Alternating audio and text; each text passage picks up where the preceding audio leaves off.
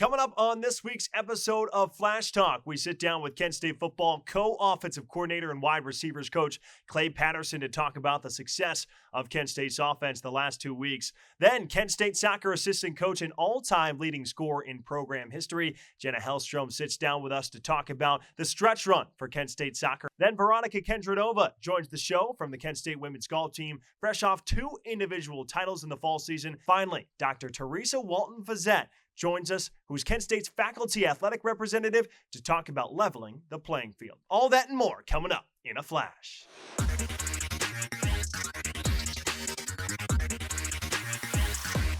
Welcome into our Flash Talk studios. Dane Richardson alongside Clay Patterson, Kent State's co-offensive coordinator and wide receivers coach. Coach Patterson, thank you for joining me. And your offense, the last couple of weeks, has really exploded. 33 points against Eastern Michigan, 35 against Ball State. A ton of success. What can you say about that unit as a whole? It's been exciting for us to see their growth.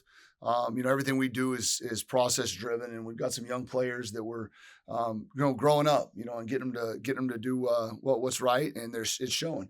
And they're practicing better, and they're seeing the results on Saturdays. First, we have to talk about Chrishaun McCray, the MAC Offensive Player of the Week.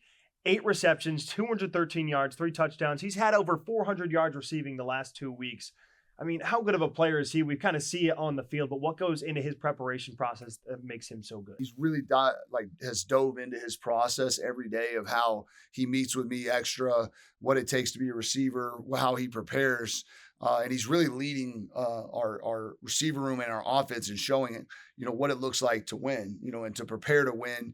Because, you have to prepare and practice and have that process way before you ever win a championship. And he's figured that part out, and he's starting to see the results on the field. So it's exciting to see him do that. He's a great kid. Luke Floria. We've heard the coaching staff talk a ton about him and his preparation process and what goes into his week to week. So Can you tell us a little bit about what Luke does in terms of a game week going into a game? He's a very intelligent kid, and I have to challenge him every week of giving him projects and giving him things to work on to keep him going, because he needs to be challenged mentally. So it's fun, to let him, come up with some ideas and his thoughts and how we should do some things. But he is the example for our football team of what we're getting them to do, and how to fail and to grow and then respond. And that's where I think he has grown, is his response mechanism to failure. He's had some ups and downs. We've had ups and downs, and he's showing our team, how to respond to things. And I think it's been really fun to watch, because he's controlled his emotions and done everything we've asked him to do. And again, he's seeing those results. And when you got guys that they don't say a lot, him and Chrishaun, but they're leading and they're showing our football team the winning process of what that takes. And I think they're leaving a mark, not just in the results they're getting on the field, but our best players are also practicing the hardest. And the way they practice is showing our guys, man, if you practice like this, you can get these results. And as we continue to grow as a football team and build this program, Coach Burns' vision, those guys are carrying that forward for us. Now we'll touch on some of those young guys, Coach. 3 guys in particular: J.J. Etheridge, Deshaun Martin, Jahzay Kimbrough. Tell us about their growth and what they bring, because they're the future of this program. I challenge Luke and Chrishaun every day our next 3 guys, really 4 guys, are all redshirt freshmen or freshmen.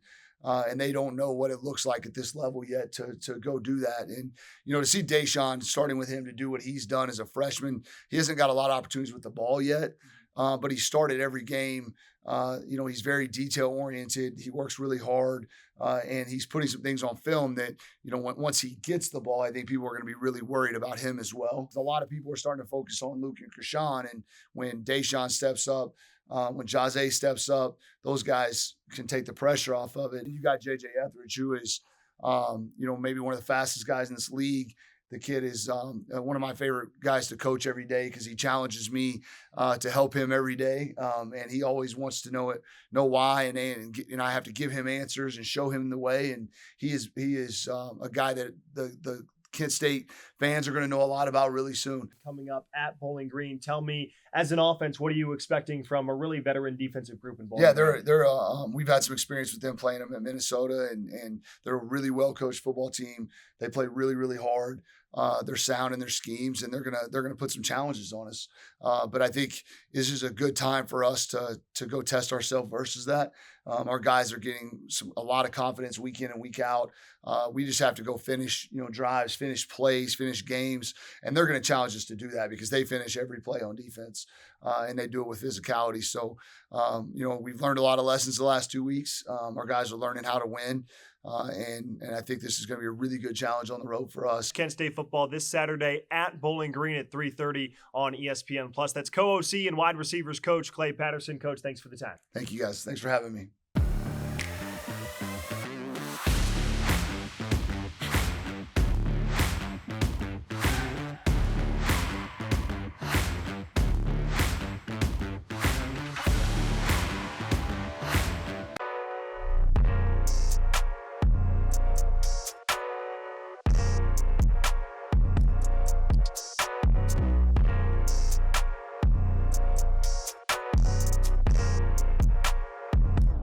Welcome back to our Flashtalk studios. Dane Richardson alongside Kent State soccer assistant coach Jenna Hellstrom. Coach, thanks for being with me. And you're coming off a huge senior day win against Central Michigan. You hold on 3-2. How big was that win for your club? Yeah, it was a huge win for us, right? We lost the last 2 games. So I think in terms of confidence and having a good, strong team performance was super important for us, especially right now in season. Our team played super well together, and I think everything's finally, coming together as one. And we had a huge performance defensively. I think there was a lot of good individual performances, players that stepped up, senior day, and Sienna had a huge one for us. Kelsey played well in the back, Elise had a lot of good chances. And then having Jules out there, getting her second one, I think was huge for her and for us. Sienna, of course, with the big game, a goal and 2 assists, the game-winning goal and a penalty kick. But I want to talk about your success in the attacking third. This was your first 3-goal game as a team since September 1st, back when you won against Colgate, that late Addie Kusick goal. So what was the key to the success in the attacking third against Central? In the attacking third, we have a game plan, and it's kind of doing both, executing that game plan, like what we want from them. And I think as an attacker, it's also like playing freely.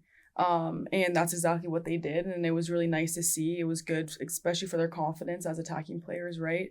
But yeah, I think it was just them all playing free, not thinking, and kind of just doing what they see out there, which was good. You being the all-time leading scorer in Kent State soccer history, You won the MAC tournament in 2016. How often do you reminisce a little bit on that run since you're back now as a coach? It's different being on this side of things. I obviously love what I do, and I love being a part of it as a coach. But yeah, I definitely think about that moment and how I want them to experience that moment as well in their career. So hoping it's one day at a time, one game at a time. But hopefully we can get that for them this season. And just having that feeling with your teammates, coming up on top, having, season's tough as it is, and winning that there's no better feeling. So I would love for them to experience that. Do you still connect and talk with a lot of those teammates that you played with at Kent State? Me and Abby Lawson, we're still very, very close.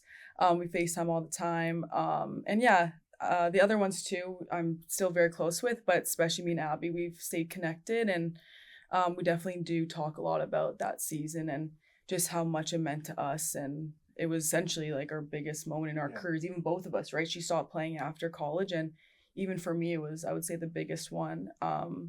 Just winning a championship, like I said, there's no better feeling. You're obviously from Canada, and there's a big Canadian connection. I know a lot of Raimondos, Sienna Stambo-Leach, just to name a couple on Kent State's roster. Tell me, how does that affect recruiting possibly a little bit? Rocky has great connections, right? He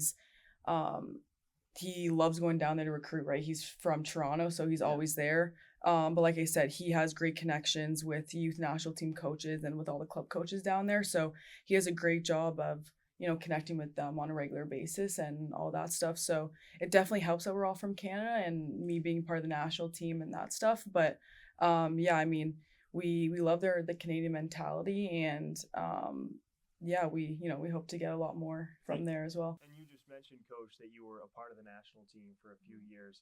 Take me through that experience, because it's your first time on Flashtalk, and tell us a little bit about that, because you finished at Kent State, you were the all-time leading scorer here, and then you went on to have a professional career as well. So How big was that for you, and how much did that help you as a coach? Going to play pro afterwards, it's something you dream of when you're, a little kid and a little girl playing, and definitely playing for your national team. It was a crazy experience. It was, something that, like I said, you dreamed of, and you don't know if it's gonna, happen or whatnot. And yeah, going to France, being part of Team Canada at the highest level was definitely a very special experience. And then now just being a coach, I feel like, there's not a ton of female coaches, doing this. There is a lot more now, and I think doing this and kind of showing girls that, like, when you are done playing, you can also impact the game from another standpoint and on the other side of things. And that's just what I'm trying to do, right, is impact our players in the most positive way possible. And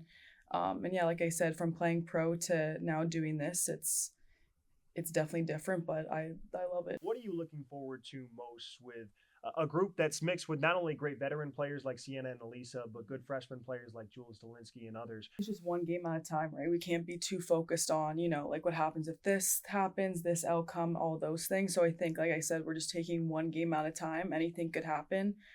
Staying positive and just making sure, like, that our team knows that we believe in them, and they need to believe in themselves as well, and just trusting the process. But yeah, it's like having those big players step up in these next 4 games, right? Doing exactly what they did against Central. And then our young players, they've stepped up already, but it's, continuing to do that. And just having really strong, like, overall strong team performances, I think is going to be super important. Assistant coach for Kent State Soccer, Jenna Hellstrom. Jenna, thanks so much for the time. Thanks for having me.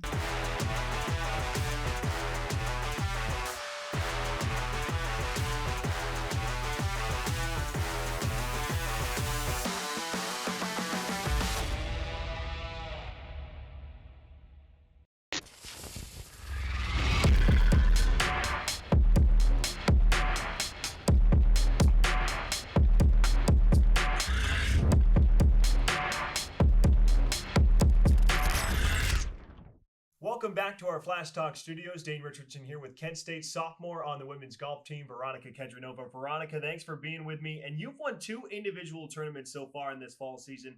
Take me through those 2 tournaments and how you were able to have so much success so far in the fall. Honestly, on the first tournament, I just enjoyed playing, stayed where I was, and I played good, and I won. And then we had one more tournament after that. It was super hard. And then we had another tournament, so there was no time to practice in between. So the last tournament was, honestly, I was just trying to survive and, like, try to play the best I could, because I was really tired. But it also worked out. I wasn't playing as well as in the first one, but it didn't really matter because I found a way to score, and, like, the results were kind of the same. The results certainly have been there for you, Veronika. And take me through some of your personal goals if you have them this year. I know you were the lone individual in the NCAAs, in nationals last year for Kent State. So are there any personal goals that you have? This season is about to end. We have one more tournament in Tennessee. For that, I don't have anything specific. I would just love to enjoy playing again, because we're not going to be able to play for a couple of months after that.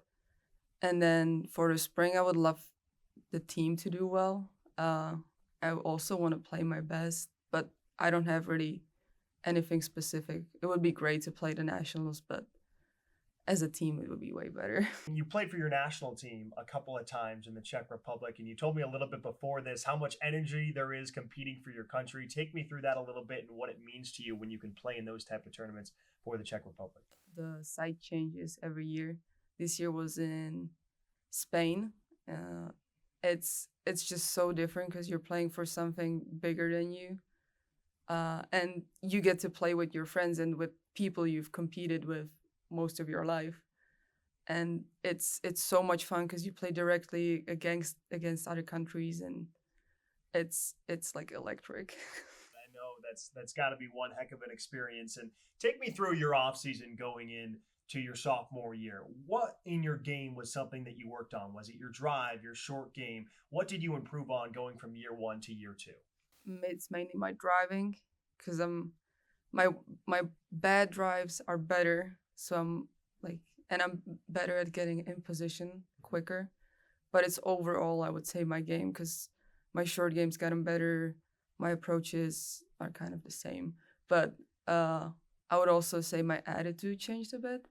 I was really focused on my results last year, and I mean I really wanted to really play well. Like I was stressed about playing, and I just didn't want to play bad. This year it's been more just go out and enjoy playing with what I have that day, and then see what happens. Golf's an interesting team in that they have long road trips, much longer road trips than most other collegiate sports teams. So describe to me the connection you have with most of your team. It's been great. We have 5 freshmen on the team. The whole dynamic changed so much from last year, and it's been so much fun. I sometimes feel like a boomer because they're all 2 years younger, and they have some jokes that I don't understand, but they're willing to explain them to me. We just had fun. A close group, to say the least, the Kent State women's golf team. That's sophomore Veronika Kedronova. Veronika, thanks so much for the time. Thank you. This week in Kent State Athletics, brought to you by KSU Tix. On Thursday, women's soccer travels to Western New York to face Buffalo in a crucial conference matchup at 7 p.m. On Friday, a trio of Golden Flash teams are in action. Men's and women's cross country participates in the Falcon Invite at Bowling Green. Field hockey hosts Central Michigan at 2 p.m. for their cancer awareness game. You can get free cancer bracelets at that contest at Murphy Millis Field at 2 p.m. While women's volleyball also has their cancer awareness game hosting the Miami Redhawks at 6 p.m. The giveaway for that one is a Kent State pink cowboy hat. Hitting the weekend on Saturday, Kent State football travels to Bowling Green to take on the Falcons. You can catch that game on ESPN Plus or the Kent State Radio Network. 3:30 p.m. is kickoff. And at 4 p.m. inside the Mack Center, women's volleyball continues their homestand as they host Ball State. The giveaway for that one, you can get your own free Kent Pride t-shirt. Heading to Sunday, field hockey is a crucial matchup on the road at Ohio at noon in Athens. Then women's golf begins a 3-day tournament, the Mercedes-Benz Intercollegiate, hosted by the University of Tennessee in Knoxville. On Monday, men's golf starts a 2-day Flyer Invitational hosted by the University of Dayton at the NCR Country Club. And then finally on Tuesday, women's volleyball heads to Athens to face off against the Ohio Bobcats at 6 p.m. As always, you can buy your tickets at ksutix.com. If you want more information on your favorite Flashes teams, visit kentstatesports.com or visit the Go Flashes app. We'll be back with more right after this. Welcome back to our Flash Talk studios. Dane Richardson alongside Dr. Theresa Walton-Fissette. Dr. Walton-Fissette, thanks so much for joining me. And you're on here to talk about an initiative involving facilities and gender equity, leveling the playing field. So can you go into that? Associate Athletic Director Amy Densevich really wanted to focus on the work that we've already done in terms of gender equity.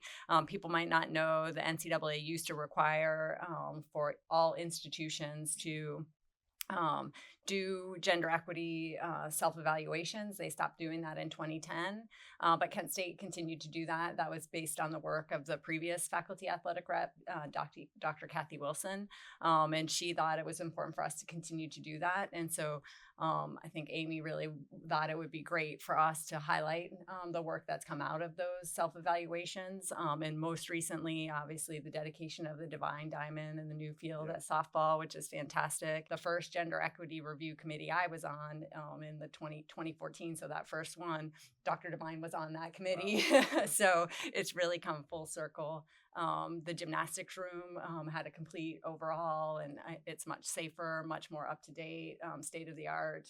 It really is game changing for them. And it's not just game changing for them when they're going to compete, but every day. Like every day they're spending so much time in there, working so hard to hone their craft, and now they have the facilities that match that dedication. The other big one is the changes in the field house. So the actual surface of the field was updated in 2020, and then a couple of years later, the track as well. Track is one of the biggest sports that we have for women in terms of numbers, and so that has a huge impact on a large number of our student athletes. And of course, it helps every sport that works out in that facility. You were the faculty athletic representative here at Kent State. For those unfamiliar with that role, tell us what goes into that, and because you also teach classes here. We're basically the liaison between the campus and the athletic department. We're appointed by the president, and so Kathy Wilson did it for 18 years before me, so we had a lot of longevity in that position. I worked with Kathy a lot, both on the Intercollegiate Athletics Committee, which is a faculty senate committee, and then also on every gender equity committee that we've done. So I'm heading that one this year. So I've been in the faculty athletic rep role for 3 years. And basically there's kind of 3 pillars that go into being a faculty athletic rep in terms of kind of what's in my purview. Academics, obviously, I'm a professor and that's my main identity. Health and well-being of student athletes, and then institutional control, which comes to all issues of compliance. And so actually that's where the gender equity part fits in as well, because we're beholden to Title IX. It's a federal law. Any institution that receives federal funding has to follow that law. And so even though the NCAA doesn't require those self-reports anymore, not only do we feel like it's important for being in compliance with federal regulations, but also it's the right thing to do. You taught me a lot about what Title IX is and the law itself. So tell me, gender equity and Title IX, how important are those issues to you personally? I am an example of Title IX. So it was passed in 72. I grew up in the 1970s. I was in high school in the 1980s. So I was really that first group of athletes that got college sport opportunities. I was a scholarship athlete 1,000 years ago. And you know, I took it for granted at the time that I was growing up, but my mom, my grandmother, they both also loved sport and never had those opportunities that I had. Even my great grandmother, I have pictures of her playing basketball for her church league. So I come from a long line of women who love sport. And actually that's how I came to love sport. How important is it that this continues to be an initiative, not just at Kent State, but around universities in the U.S.? One of the things that makes it really difficult is when it comes to sport, we still have separate. Women haven't gotten the opportunity on a wide scale level to play football. When we see these persistent gaps in participation opportunities, they're explained almost exclusively by that difference. There's just no other sport for women that has 85 full ride scholarships. We don't even know what that's going to look like as we go into the potential House settlement. If we go to roster limits with 105, you know, there's just nothing comparable on the women's side. And I have a special place in my heart for a lot of men's sports that aren't football as well, even though, of course, I support football. But I would hate us to go in a direction where we're continuing to narrow the opportunities on the men's side to try and make up for that football gap on the women's side. Doctor, we appreciate your time. Thank you so much. Yep, absolutely. That'll do it for this week's episode of Flash Talk. We'll be back next week with more Kent State athletics content. For Ethan Lachinsky, Justin Spots, and everyone here at our GFTV studios, I'm Dane Richardson saying goodnight and go Flashes.